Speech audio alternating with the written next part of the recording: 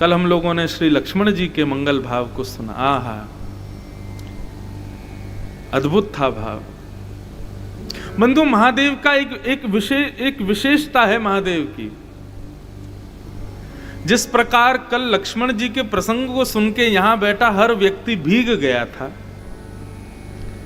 हम तो कुछ मिनट के लिए, कुछ समय के लिए भीगे, लेकिन महादेव तो सदा भीगते ही रहते हैं। वो भीगे देव हैं। ये जल चढ़ाना और 24 घंटे महादेव को स्नान कराते रहना, इसके पीछे शायद यह भी भाव है कि महादेव अपने ऊपर जल को दिखा करके ये बताते हैं वो सदा राम स्मरण में भीगे रहते हैं, सदा हरि स्मरण में भीगे रहते हैं। भीगे देव हैं महादेव। तो ऐसा कल लक्ष्मण जी का हमने प्रसंग सुना। लक्ष्मण जी आचार्य, भक्ति के आचार्य। जिस प्रकार हमें जीवन में जो बनना है तो हम अपना एक आइडल चूज कर लेते हैं कि हमको उसके जैसा बनना है। हमने अपने पिता को चुना, पिता को देख करके बचपन से ही लगता था कभी बनेंगे तो ऐसे बनेंगे। ठीक उस प्रकार बंधुओं, जीवन में यदि कभी भक्त बनना हो, भक्त बनना ही है, यही परम लक्ष्य है हमारे जीवन का, तो लक्ष्मण जी को अपने सिर पर विराजमान करो। उनकी भक्ति को, उनकी सेवा को, उनके भाव को केंद्र में लाओ। लक्ष्मण जी सेवा के आचार्य। ऐसे लखनलाल जी का मंगल भाव हमने कल सुना। आज श्री शत्रुघ्न जी के भाव को हम सुनेंगे। श्रीमद् भागवत के 9वें स्कंद में शुकाचार्य जी ने 2 अध्यायों में राम कथा कही है केवल, और उस राम कथा में श्री शत्रुघ्न जी को हमारे सुखदेव जी महाराज श्रीमद् भागवत का अदृश्य और सर्वश्रेष्ठ पात्र बताते हैं। ऐसे श्री शत्रुघ्न जी हैं। जिस प्रकार बड़ी बड़ी बिल्डिंगें खड़ी रहती हैं, लेकिन उन बिल्डिंगों को साधने वाली जो नींव होती है वो दिखाई नहीं देती है, ऐसे ही रामायण के हमारे श्री शत्रुघ्न जी हैं। लक्ष्मण जी दिख रहे हैं, भरत जी दिख रहे हैं, राघव जी तो मुख्य हैं ही हैं, बाकी सब भी दिख रहे हैं, लेकिन उन सब में अदृश्य पात्र यदि उन सबको जो धारण किए हुए हैं वो श्री शत्रुघ्न जी महाराज। अभी चलेंगे हम शत्रुघ्न जी के प्रसंग में। उससे पहले हम 10 लक्षण जो राम जी के चल रहे हैं उसमें तीसरा लक्षण, उस पर थोड़ा सा प्रकाश डालें। धृति क्षमा दमोस्तेयम् शौचेन्द्रिय निग्रह धीवेद्या सत्यमक्रोध दशकं धर्मलक्षणम्। क्यों राम जी को धर्म का साक्षात स्वरूप बताया गया? क्योंकि वे 10 लक्षणों से परिपूर्ण हैं। प्रथम दिन हमने लक्षण सुना धृति, धैर्य। दूसरे दिन क्षमा, कल क्षमा का भाव सुना। और आज जो लक्षण हम राम जी का सुन रहे हैं वो है दम। दम का मतलब क्या होता है? अपनी इच्छाओं का दमन करना, इच्छाओं को मार देना, ये दम कहलाता है। कुछ देखने की इच्छा, कुछ सुनने की इच्छा, कुछ खाने की इच्छा, कुछ पहनने की इच्छा, कुछ करने की इच्छा, अपने देह के पोषण की जितनी भी इच्छाएं हमारे हृदय में प्रकट होती हैं बंधुओं, जब हम उनको पूर्ण करने लग जाते हैं, वो इच्छा ही धीरे धीरे हमसे पाप कराने लग जाती है। इसलिए हमारे शास्त्रों में कहा कि अपनी इच्छाओं को रोको। पूज्य पिताजी महाराज तो कथा में गाते हैं, देखना इंद्रियों के ना घोड़े भगे, कब? उनमें हरदम जो संयम के कोड़े पड़े, अपने रथ को सुमार लगाते चलो, कृष्ण गोविंद गोपाल गाते चलो।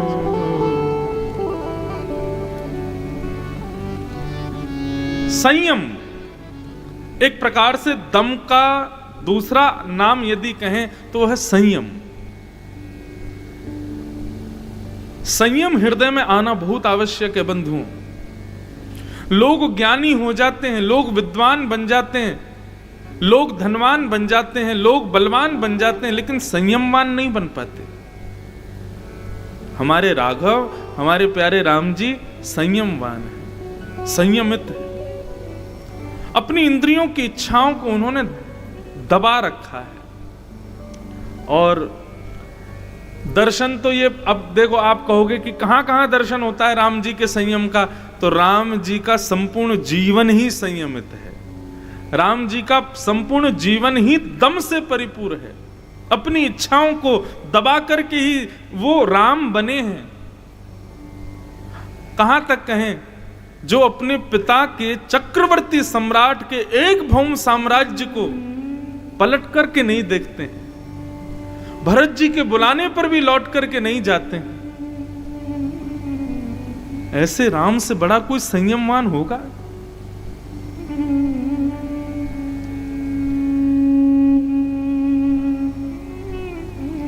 अत्यंत संयमित हैं, संयम से रहते हैं, दम को प्रकाशित करते हैं।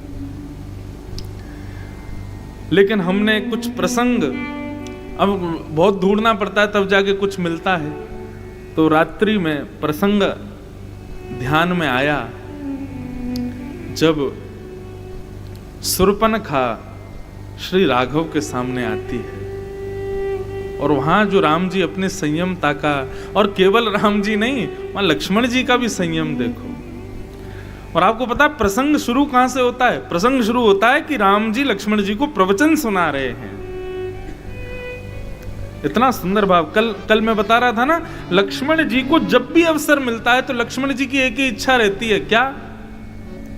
वो राम जी के चरणों में जाकर के बैठते हैं और कहते हैं, भैया अभी अगर कोई विशेष कार्य ना हो, अवकाश हो, तो आप कृपा करके कुछ मधुर वचन सुनाइए। तब राम जी उनको कुछ सुनाते हैं। तो वहीं से हम प्रसंग को, अरण्य कांड का भाव है, राम जी बैठे हैं परन कुटी पर और सामने सन्मुख हाथ जोड़ करके लक्ष्मण जी बैठे हैं। 14 वर्ष वन में कैसे बीत गए। सत्संग का क्षण जो होता है ना बंधुओं, 4 घंटे आप कथा सुनो, 3 साढ़े 3 घंटे कथा सुनो, लेकिन तत्पर होकर सुनोगे तो आपको लगेगा अभी क्षण भर पहले ही तो कथा शुरू हुई थी। सत्संग जब घर कर लेता है ना हृदय में, तो फिर समय का पता नहीं चलता। 14 वर्ष बिताने में सबसे ज्यादा सहायक यदि कोई बना तो वो राम जी और लक्ष्मण जी का आपस में जो सत्संग संवाद होता है, वह जिसकी वजह से भाइयों को पता ही नहीं चलता था कि हम घर से दूर, परिवार से दूर हैं, वन में हैं। श्री राघव प्रवचन कर रहे हैं और लक्ष्मण जी सुन रहे हैं। एक बार प्रभु सुख आसीना, एक बार प्रभु सुख आसीना, एक बार प्रभु सुख आसीना, एक बार प्रभु सुख आसीना। लक्ष्मण वचन कहे छलहीना, लक्ष्मण वचन कहे छलहीना। सुर नर मुनि सराचर साई, सुर नर मुनि सचराचर साई, सुर नर मुनि सचराचर साई, सुर नर मुनि सचराचर साई। मैं पूछूं निज प्रभु की नाई, मैं पूछूं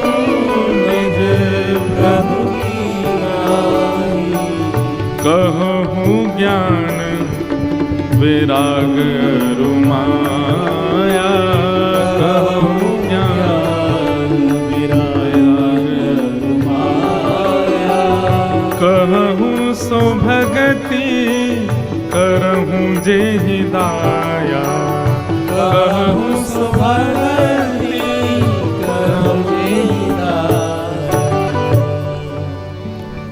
राम जी आसन पर विराजे हैं और लक्ष्मण जी चरणों में प्रणाम करते हैं और कहते हैं, देवताओं के, संतों के, मानवों के प्रेरणा स्रोत आप साक्षात भगवान हैं। मैं आपके चरणों में प्रणाम करते हुए कुछ जानना चाहता हूं। राम जी बोले, पूछो क्या सुनना है। बोले, महाराज, माया, ज्ञान, वैराग्य और भक्ति, इन चारों के विषय में आप मुझे कुछ सुनाइए। बंधुओं, ज्ञान किसे कहते हैं? आपकी दृष्टि में ज्ञान क्या है, बताइए। यदि ज्ञान का मतलब बहुत ज्यादा नॉलेज होना है तो रावण के पास में वो था। रावण को बहुत नॉलेज थी, उसको सब पता था, बहुत बड़ा विद्वान था रावण, साधारण नहीं था। पर आपकी दृष्टि में ज्ञान है क्या, इसको पहले विशेष रूप से समझिए। ज्ञान कहते किसको हैं? आध्यात्मिक स्तर पर ज्ञान कहते हैं माया और ईश्वर को अलग अलग समझना, ये आध्यात्मिक ज्ञान है। और भौतिक ज्ञान क्या है? सत्य और असत्य का बोध होना, यह भौतिक ज्ञान है। मेरे लिए क्या सही है और क्या गलत है यह पता चल जाना, यह भौतिक ज्ञान है। तंबाकू के पैकेट पे बाहर लिखा रहता है टबैको किल्स, तंबाकू खाओगे तो मर जाओगे, लेकिन व्यक्ति फिर भी पुड़िया फाड़ता है, खा जाता है। इसका मतलब क्या है? ज्ञानी नहीं है वो। अरे जिसको तुम खा रहे हो वो खुद मना कर रहा है, मुझे मत खाओ, मैं तुमको मार दूंगा, तुम्हारे प्राण ले लूंगा, लेकिन फिर भी नहीं मान रहे हैं लोग, खा जाते हैं उसको। मेरे लिए क्या उचित है, क्या गलत है, इसका बोध होना, यह भौतिक ज्ञान है। और माया और परमात्मा ये दोनों अलग अलग हैं, यह आध्यात्मिक ज्ञान है।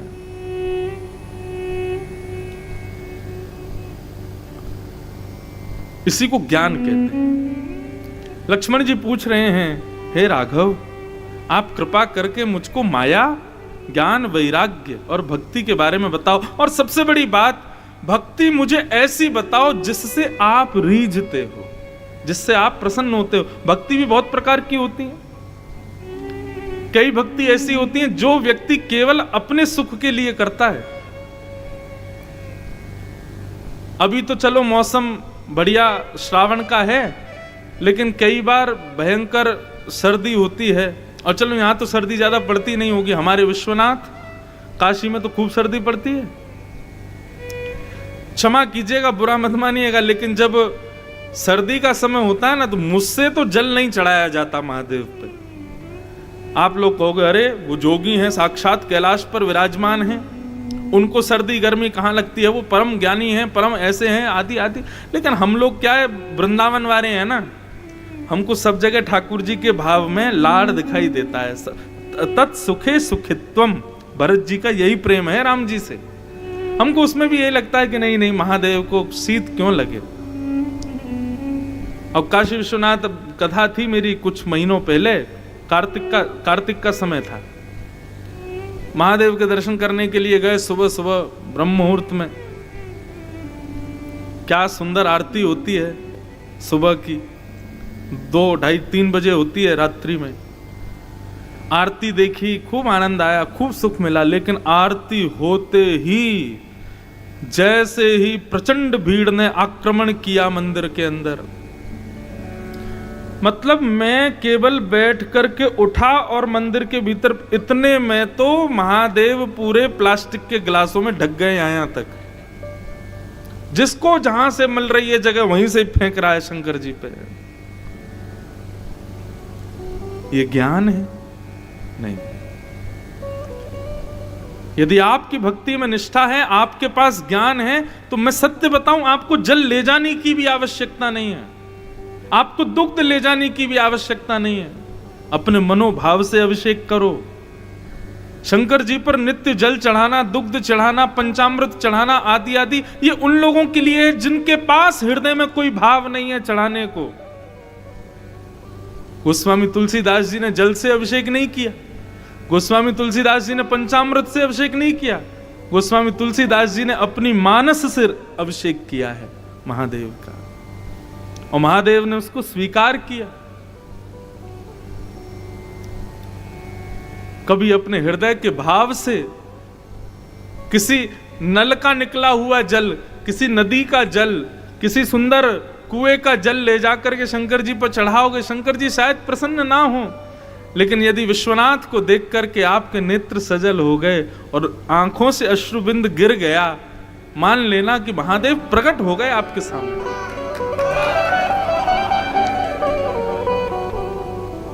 यह अभिषेक प्रिय है महादेव को।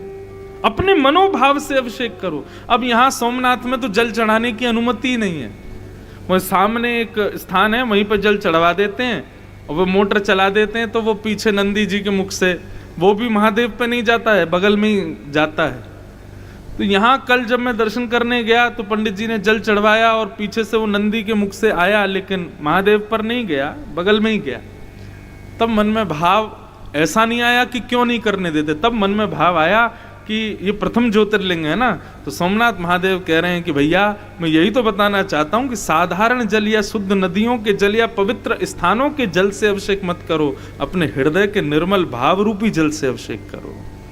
दूर से देख करके उस दर्शन के माध्यम से अपने भाव को अर्पित करो, वो मुझे स्वीकार है, उससे मैं प्रसन्न होता हूं। ज्ञान, माया और ईश्वर को अलग मानना, यही ज्ञान है।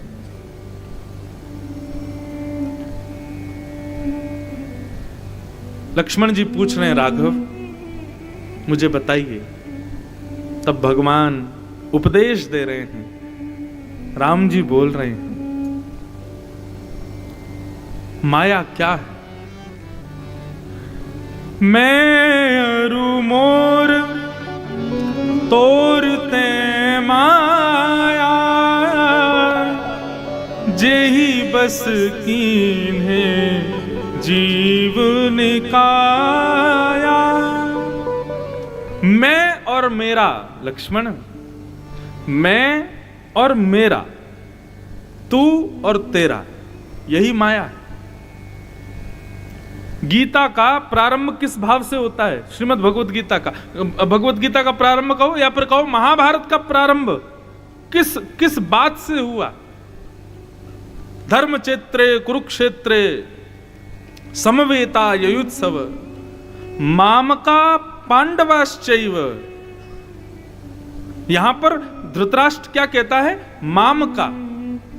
हे संजय, जरा बताओ तो धर्म क्षेत्र कुरुक्षेत्र में क्या हो रहा है, जरा देख के तो बताओ। पांडु के बेटे और मेरे बेटे क्या कर रहे हैं?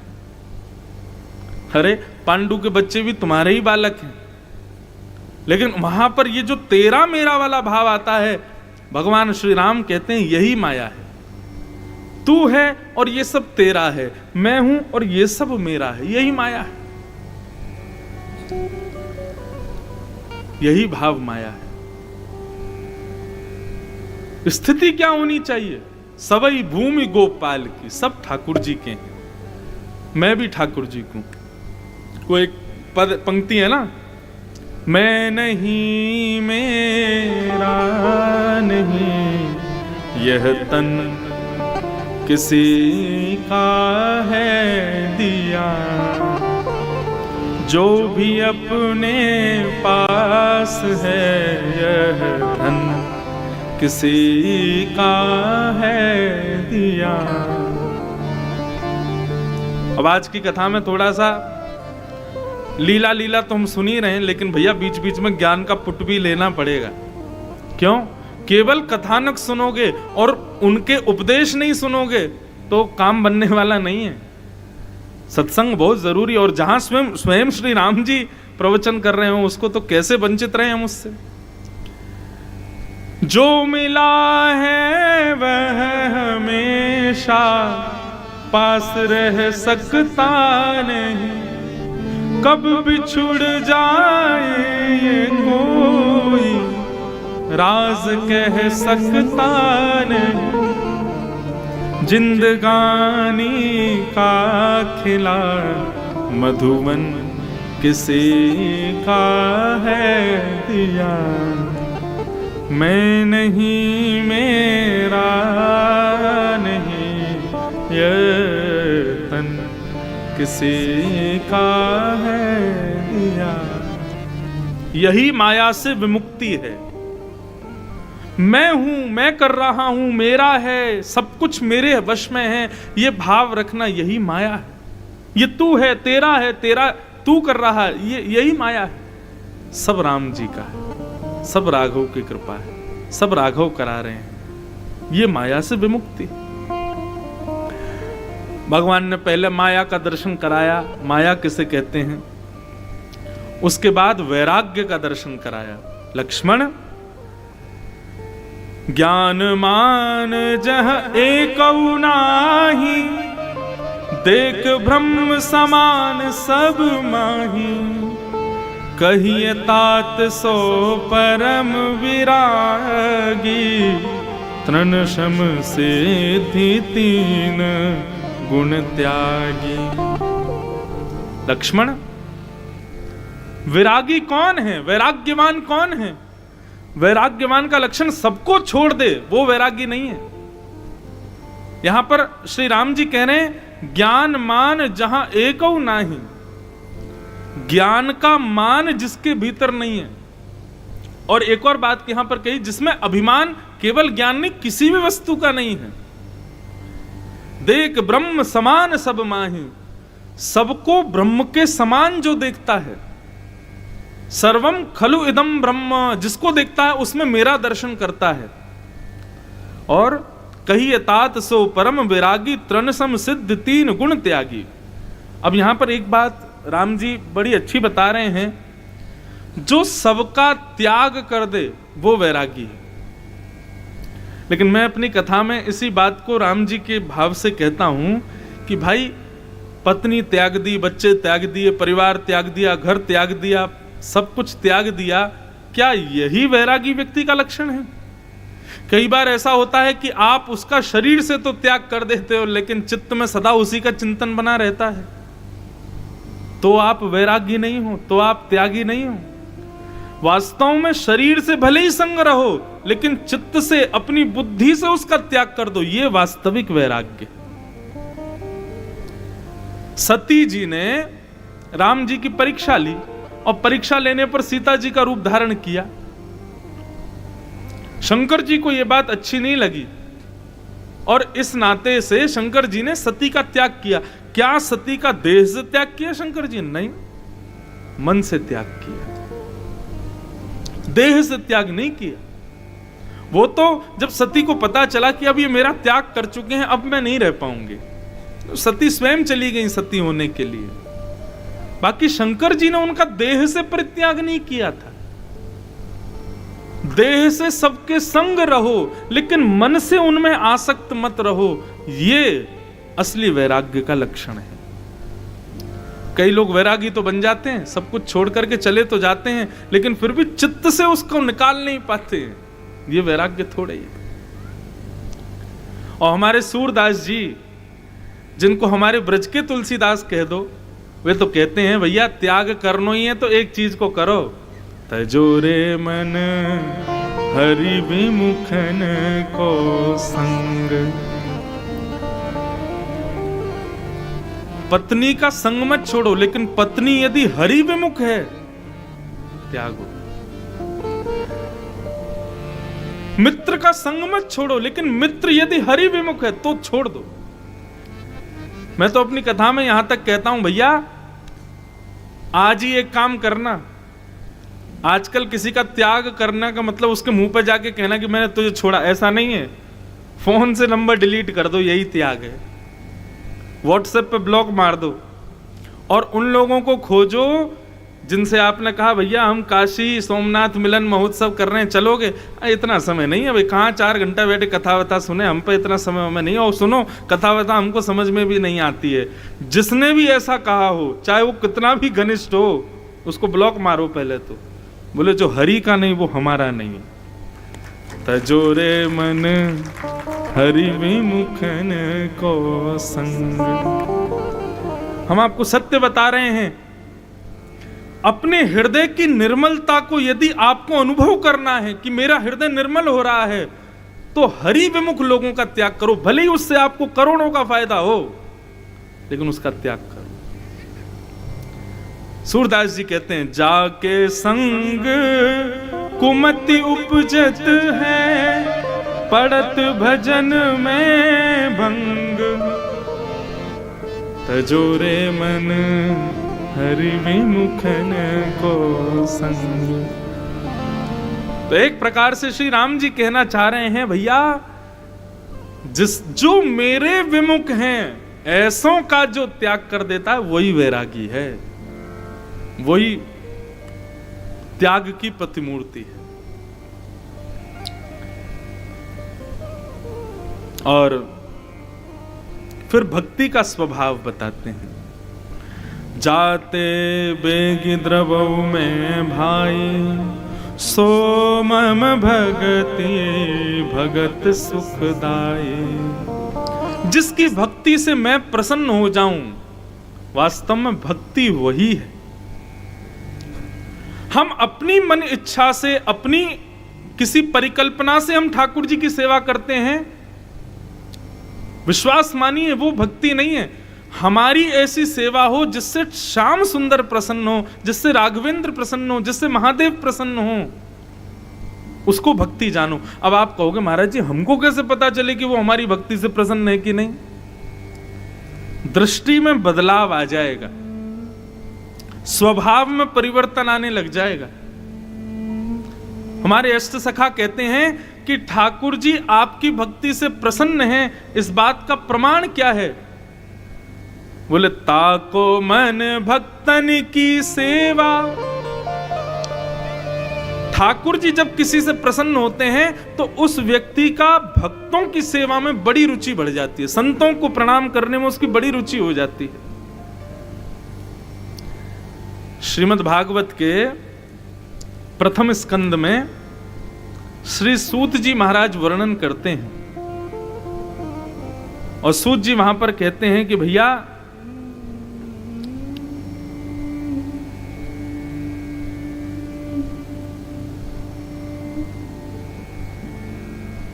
आपको यदि ये बात पता करनी है कि आपके द्वारा चढ़ाए गए बिल्वपत्र शंकर जी ने स्वीकार किए हैं, आपकी बद्रीनाथ केदारनाथ यात्रा से महादेव प्रसन्न हैं, द्वारिका में ध्वजा चढ़ाने से श्री द्वारिकाधीश आपसे खुश हो गए हैं, इन बात का प्रमाण यदि आपको लेना हो तो किसी सत्संग में जाकर के बैठ जाना।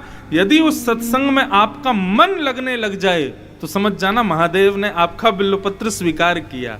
केदारनाथ बद्रीनाथ की यात्रा हमारी सफल हो गई, द्वारिकाधीश ने हमारे द्वारा अर्पित 56 भोग ध्वजा को स्वीकार कर लिया। लेकिन इतनी सब यात्राएं तीर्थ की करने के बाद, महादेव को प्रसन्न करने के बाद, दुनिया भर की सामग्री अर्पित करने के बाद भी सत्संग में जाकर के आपको लग रहा है कि कब पूरा होगा, कब उठ करके जाएं, कब ये खत्म होगा। अब ये तो ज्ञान ही ज्ञान दे रहे हैं, कुछ चुटकुल्ला तो सुना ही नहीं रहे हैं, ये मन तो लगे ही नहीं रहा है, अरे का ये बगल वाला क्या कर रहा है, इधर वाला क्या कर रहा है। इस तरीके से कथा में जाकर के मन विचलित होने लग जाए तो माफ कीजिए, आपने चाहे 1000 बिल्वपत्र चढ़ाए हों, चाहे आपने चारों धाम 10 बार किए हों, चाहे आपने खूब ध्वजाएं चढ़ाई हों, खूब 56 भोग चढ़ाए हों, लेकिन भगवान के सुंदर कथा में आपकी रति नहीं हो रही है, तो ये बात कन्फर्म है कि आपकी भक्ति से ठाकुर जी प्रसन्न नहीं है। लक्ष्मण, तुम मेरे साथ रहते हो, वन में मेरे साथ विचरण कर रहे हो, दिन भर मेरा दर्शन करते हो, उसके बाद भी तुम्हारे हृदय में इच्छा होती है कि मुझे आप कुछ सद्ज्ञान दीजिए। ये इस बात का प्रमाण है कि मैं तुमसे प्रसन्न हूं। सत्संग सुनने की इच्छा मेरी प्राप्ति के बाद भी हो।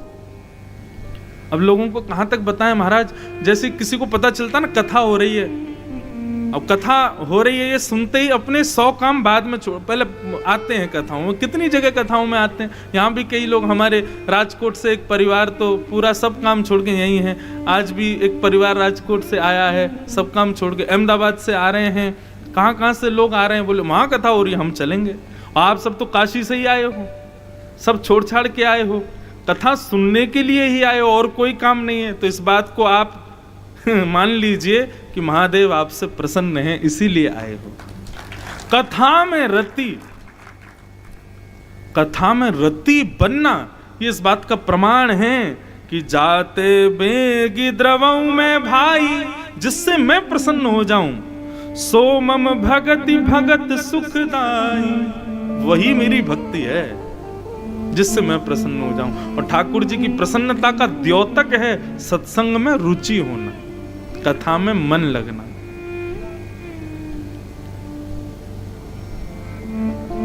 आप कहोगे महाराज जी हमारा मन नहीं लग रहा था, तो अब क्या करें? बार बार सुन करके ये बात देखो मन लग रहा है कि नहीं, और जिस दिन लगने लग जाए समझ जाना हाँ अब प्रसन्न हो गए ठाकुर जी, अब ठाकुर जी खुश। भगति तात अनुपम सुख मूला, मिले जो संत होए अनुकूला। भगवान कह रहे हैं अनुपम एवं सुखकारी मूल की भक्ति तब प्रकट होती है जब कोई सिद्ध और अनुकूल संत प्राप्त होते हैं, कोई गुरु प्राप्त होता है। लक्ष्मण, भक्ति का बीज हमारे हृदय में कोई अनुकूल महात्मा ही आकर के बोता है। ऐसे कोई गुरु मिल जाएं जिनके आते ही हमारे हृदय में भक्ति के भाव उत्पन्न हो, हमारे बार बार स्थिति बने, हम सोमनाथ जाएं, द्वारिका जाएं, बद्रीनाथ जाएं, केदारनाथ जाएं, ये किसी गुरु के मिलने पर ही संभव है। बिना गुरु के मिलने पर किसी व्यक्ति के हृदय में ये कामना कभी उत्पन्न नहीं होती।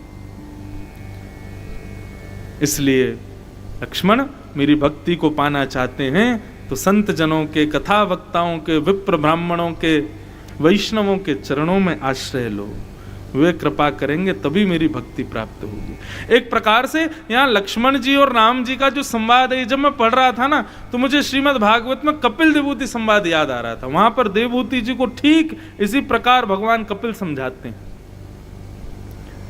वहां पर भी देवहूति माता को कपिल भगवान कहते हैं, मां यदि मन को एकाग्र करना है तो उसके लिए 5 गुण जिसमें हो उसका संग करो। अच्छा, अभी अभी हमने एक बात कही, सूरदास जी कहते हैं तजोरे मन हरि विमुखन को संग, जो हरि से विमुख कराने वाले उनका संग त्यागो। तो फिर किसका संग करें? संग किसका करें? आप कहो त्रिपुंडधारियों का संग करो, ऊर्ध्वपुंडधारियों का संग करो, संत भेषधारियों का संग करो, तो महाराज जी आप कहीं ये तो नहीं भूल गए हो कि रावण भी संत भेष में आया था सीता जी का हरण करने के लिए। सीता जी तो इसी भावना से गई थी कि कोई महात्मा होगा, कोई भक्त होगा, कोई वैष्णव होगा। तो आजकल भी कई रावण चोला पहन करके घूम रहे हैं संत का। आप कह रहे हैं कि संत का संग करो, लेकिन संत बाह्य भेष से तो पता नहीं चलता आजकल की ये संत है कि नहीं है। तिलक तो कोई भी लगा, हमारे वृंदावन में तो महाराज पूछो ही मत, अभी ऐसी भीड़ पहुंची है दुनिया भर की, और सब मुंह पर गालों पर राधे राधे लिखवा लेते हैं और खूब बढ़िया तिलक फोटा लगा के सुंदर और धोती पजामा पहन के घूमते हैं, और उनको देख के लगता है भाई यही वैष्णव होंगे। क्या करें, कैसे पहचाने कि ये संग करने योग्य व्यक्ति है कि नहीं? सीधी बात, संत का मतलब कोई विरक्ति, कोई जटा वाला ये संत नहीं होता। 5 गुण जिसमें हो, यदि वो व्यक्ति पैंट भी पहनता है तो वो संत है। और वो 5 गुण कौन कौन से भगवान कपिल समझाते हैं। तितिक्षव कारुणिका श्रुहृदय सर्वदेहिना अजात शत्रवः शांता साधवः साधुभूषणा। भगवान कपिल कहते हैं, मां पहला लक्षण तितिक्षु, वही धैर्यवान,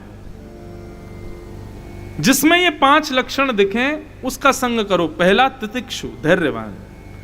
दूसरा लक्षण कारुणिका, करुणा हो हृदय में, दया हो, तितिक्षुता हो, दया हो। सुहृदः सर्वदेहिनाम, सभी देहधारियों का सुहृद मतलब अच्छा सोचने वाला हो। केवल मैं और मेरे बच्चे खुश रहें, मैं और मेरा परिवार प्रसन्न रहे, पड़ोसी के ऊपर चाहे पहाड़ गिर जाए इससे कोई मतलब नहीं है मुझको, इस प्रकार के भाव वाला नहीं, सबका हित सोचने वाला हो। अजात शत्रवः, किसी से शत्रुता ना रखता हो। और शांता, अंतिम लक्षण मौन रहता हो, कम बोलता हो, बहुत चुप रहता हो। ये 5 लक्षण जिसमें हो उसका संग करना प्रारंभ करो। ये 5 लक्षण जिसमें हो वास्तव में संत वही है, यही संत का श्रृंगार है। जटाएं होना, पीले वस्त्र होना, तिलक त्रिपुंड होना, ये संत का भेष थोड़े ही है। ये बाह्य भेष हो सकता, आंतरिक ये 5 लक्षण होने चाहिए। आप कहो महाराज जी अगर ये 5 किसी में ना दिखें तो अपने अंदर लाओ, तो अपने भीतर लाओ इन 5 को। इस प्रकार भगवान यहां पर लक्ष्मण जी को समझा रहे थे। इतने में ही भगति जोग सुनियति सुख पावा, लक्ष्मण प्रभु चरणन सिर नावा। ये भक्ति योग की सुंदर चर्चा सुनकर के लक्ष्मण जी अत्यंत प्रसन्न हो गए और राम जी के चरणों में सर रख करके बारंबार प्रणाम करने लगे। नेत्र आंसुओं से भर गए, बोले जय हो रघुनंदन, आपके सुंदर प्रवचन सुनकर के, वचन सुनकर के मन आनंदित हो जाता है, बिल्कुल शोक नहीं होता वन में आने का। और याद आती है सुमित्रा जी की बात लक्ष्मण जी को कि माँ सही कह रही थी कि तेरे भाग्य हैं जो लक्ष्मण जी के साथ, तेरे भाग्य के लिए राम जी वन में जा रहे हैं। मुझे सत्य में लगता है आप मेरे लिए ही आए हो ना।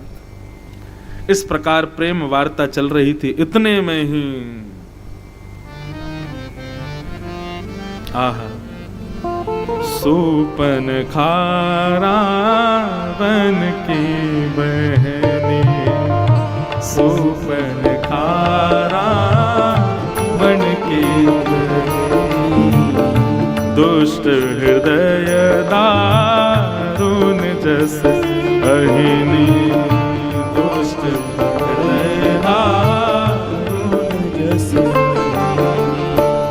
पंचवती सो गई एक बारा, पंचवती सो गई एक बारा, पंचवती सो गई एक बारा, पंचवटी सो गई एक बारा।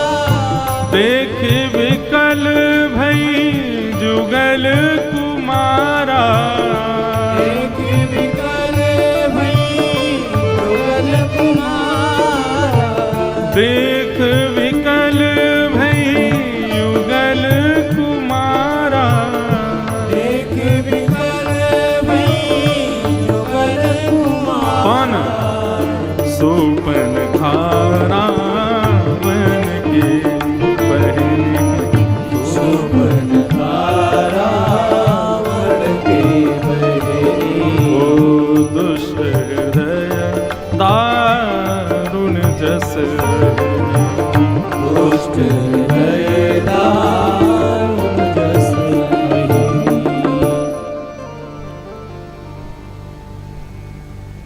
मानो ऐसा लग रहा है कि प्रभु श्री राम ने लक्ष्मण जी को ज्ञान उपदेश दिया और ज्ञान उपदेश के तुरंत बाद परीक्षा लेने के लिए शूर्पणखा को बुलवा लिया। मानो राम जी देख रहे हो जितना ज्ञान दिया इसको देखे तो सही कि कुछ हृदय पे असर पड़ा कि नहीं।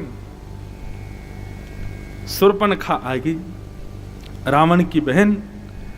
पंचवटी में जैसे ही दोनों युगल कुमारों को देखा, सुंदर स्वरूप राम जी का, लक्ष्मण जी का देख करके महाराज मोहित हो गई राम जी पर। राम जी के विषय में हमारे वाल्मीकि जी कहते हैं कि राम जी का स्वरूप कैसा है, तो मुझे वो श्लोक याद नहीं है, वो वाल्मीकि जी का श्लोक है, बोले कि राम जी को देख करके तुम उन पर मोहित हो गए, ये तो बहुत दूर की बात है। राम जी की दृष्टि यदि तुम पर पड़ गई तो तुम उन्हीं के ही हो जाओगे, फिर किसी और को देख नहीं पाओगे। ऐसी स्थिति है राम जी की। आपने राम जी को देखा तो प्रेम होगा, लेकिन राम जी ने कहीं आपको देख लिया और नजर से नजर मिल गई तो फिर घायल ही हो जाओगे। तो शूर्पणखा का कोई दोष तो था नहीं बेचारी का। शूर्पणखा ने तो देखा एक गौर वर्ण एक श्याम वर्ण, दोनों पंचवती के वनों में घूम रहे हैं। देख करके उसके मन में अभिलाषा हो गई, आहा इतने सुंदर पति मिल जाएं तो फिर कहना ही क्या। देखो अब यहां पर भी तर्की लोग प्रश्न कर सकते हैं कि महाराज जी शूर्पणखा प्रभु श्री राम को पति मानना चाहती है, और वहीं आप भागवत के कई प्रसंगों में और कई जगह संत महापुरुष कहते हैं कि ठाकुर जी से कोई भी संबंध बनाओ उसमें पाप थोड़ी है। तो बेचारी शूर्पणखा का क्या दोष था। देखो संबंध बनाने में दोष नहीं है, संबंध किस कारण से बनाया जा रहा है उसमें दोष है। शूर्पणखा राम जी को पति मानती है किस बात से रीच करके, रूप पर रीच करके, चलो ये भी ठीक है, लेकिन कारण क्या चाहती है। पीछे वासना है, पीछे काम है, और जहां काम तहां राम नहीं। जहां काम रहेगा वहां राम जी नहीं रहेंगे। और जब अज्ञान होता है हमारे हृदय में तब हम रूप पर मोहित होकर के आकर्षित होते हैं। माफ कीजिएगा, हमारे वृंदावन बिहारी लाल के केवल रूप देख करके आसक्त हो रहे हो और ये जानते नहीं कि उनका रूप किस भाव से, ज्ञान नहीं है, तो आप अपने उद्धार में वंचित रहोगे। रूप पर आसक्त होना परंतु ज्ञान सहित आसक्त होना तब आपके उद्धार का कारण बनेगा, नहीं तो शूर्पणखा जैसे नाक कान कटेंगे। रूप पर आसक्त हो गई और आसक्त होकर के, चलो आसक्त हो गई, विवाह करने का मन आ गया, जहां तक भी ठीक है, फिर गलती क्या करी। रुचिर रूप धरी प्रभु पही जाई, ये गलती की। जैसी थी वैसी नहीं गई। रुचिर रूप, ठाकुर जी लुभा जाएं, ठाकुर जी आसक्त हो जाएं, ऐसा रूप बना करके ठाकुर जी के पास गई है। ठाकुर जी के सन्मुख तो जैसे हो वैसे जाओ। यहां पर मेरा मंतव्य श्रृंगार से नहीं है, मेरा मंतव्य हृदय से है। हृदय चाहे हमारा काम से भरा है, क्रोध से भरा है, लोभ से भरा है, मोह से भरा है, जैसा भी है हमारा हृदय वैसे लेकर के जाओ। उस पर ज्यादा लीपा पोती करके मत जाओ, उसको छुपा करके मत जाओ ठाकुर जी के सामने। क्यों? वैद्य के सामने रोग को प्रकट करके जाओगे तभी चिकित्सा होगी, और वैद्य से छुपा करके जाओगे दूसरी दवाई मिल जाएगी, बल्कि रिएक्शन हो जाएगा और ज्यादा रोग बढ़ जाएगा। तो इसलिए वैद्य के सामने तो अपने रोग को प्रकट करके जाओ। ये महादेव वैद्य हैं, श्री कृष्ण वैद्य हैं, राम वैद्य हैं।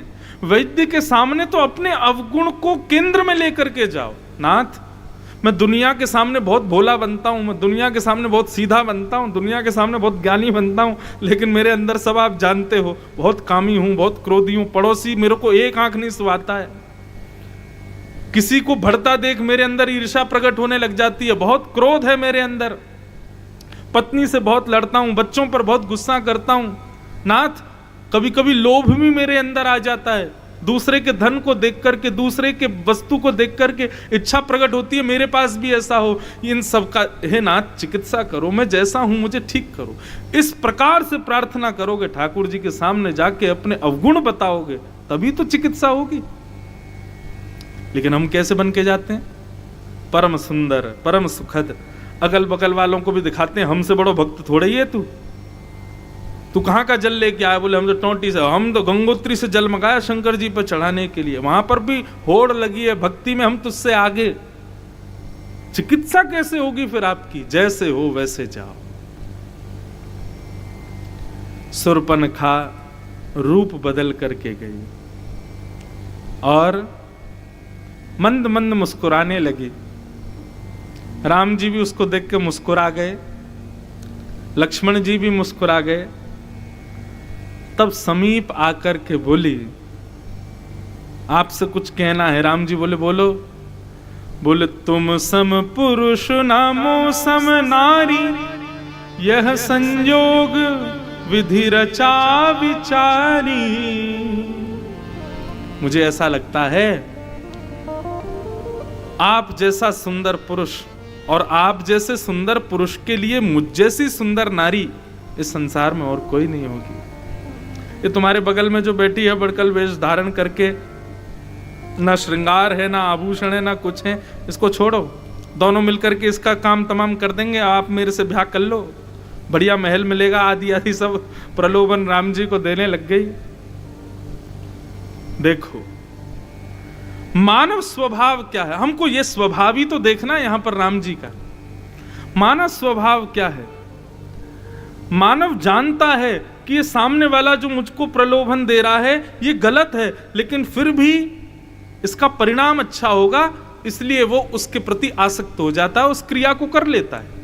बुरा मत मानिएगा, बुरा करने से पहले हम सबको पता होता है कि ये गलत है। ऐसा नहीं हो सकता कि गलती करते समय हमको ना पता हो कि ये गलत है, लेकिन फिर भी लोग गलती करते हैं। क्यों?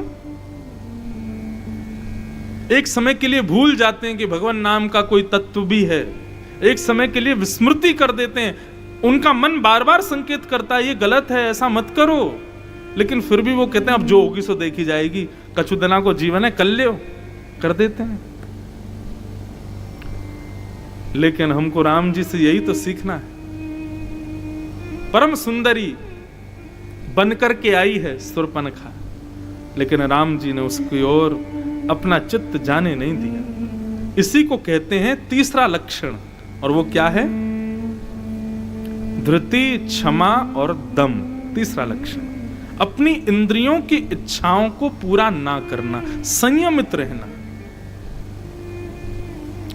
ये संयम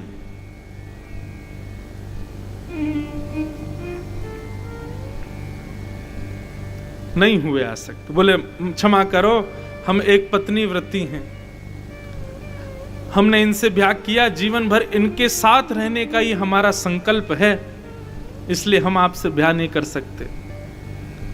सुनो, वो दूर देखो शिला पर एक बैठे हैं।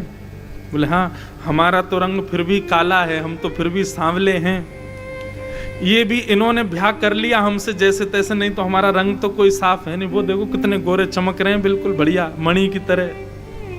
उनके संग जब तुम सभाओं में जाया करोगी, उनके संग जब रथ पर बैठ करके निकला करोगी, तो देखो सब केवल तुम्हारी प्रशंसा करें, उससे काम नहीं बनेगा ना। सब यूं कहेंगे अरे वाह शूर्पणखा पति बहुत ढूंढ के लाई है, देखो क्या रंग है, क्या रूप है, क्या नैन नक्श है। लक्ष्मण जी कोई कम थोड़ी है, एक जैसे ही हैं राम लक्ष्मण, बस राम जी सांवले हैं, लक्ष्मण जी थोड़े गोरे हैं। बोले अकेली तुम्हारी प्रशंसा होगी यदि मुझसे ब्याह करोगी, लेकिन उनके साथ ब्याह करोगी तो सब जगह वाहवाही होगी, वाह शूर्पणखा तुम सुंदर, तुम्हारे पति तुमसे भी सुंदर, तुम्हारा यश और बढ़ेगा। और सुनो, इनका तो ब्याह भी नहीं हुआ है। अच्छा, अब राम जी यहां क्या कर रहे हैं? ये परीक्षा ले रहे हैं राम जी, देखें तो सही, और सबको दिखा भी रहे हैं। देखो भाई, हमारे आश्रय में, ज्ञान के आश्रय में रहने वाले उस सेवक को भी देखो, वह भी अपनी इंद्रियों पर विजय प्राप्त कर चुका है। मम अनुरूप पुरुष जग माही, देख खोज लोक तिनु नाही। यह बात शूर्पणखा कहती है कि मेरे लिए पुरुष पूरे विश्व में ढूंढने से भी नहीं मिलेगा। ताते अब लग रही कुमारी, मनुमाना कछु तुम ही निहारी। मेरे समान ढूंढने पर भी मेरे लिए कोई पुरुष नहीं मिला, इसीलिए मैं अभी तक कुंवारी हूं। आपको देख करके मुझे लगता है कि आप ही सर्वस्व। राम जी बोले वहां जाओ, वहां प्रयास करके देखो। शूर्पणखा लक्ष्मण जी के पास गई। लक्ष्मण जी बोले कहिए। बोले ब्याह करना है आपके साथ। बोले हमारे साथ ब्याह करना है?